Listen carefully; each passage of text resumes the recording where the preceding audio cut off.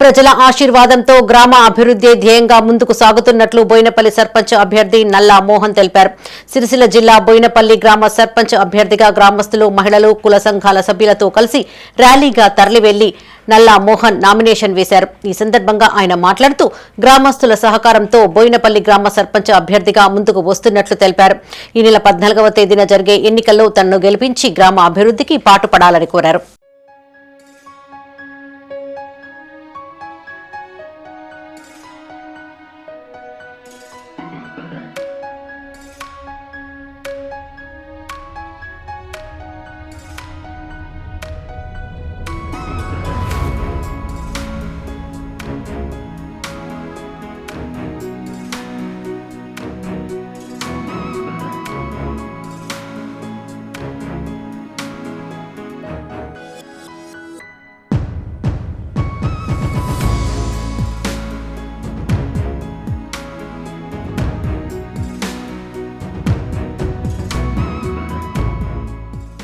ఈరోజు బోయినపల్లి గ్రామ ప్రజల అందరి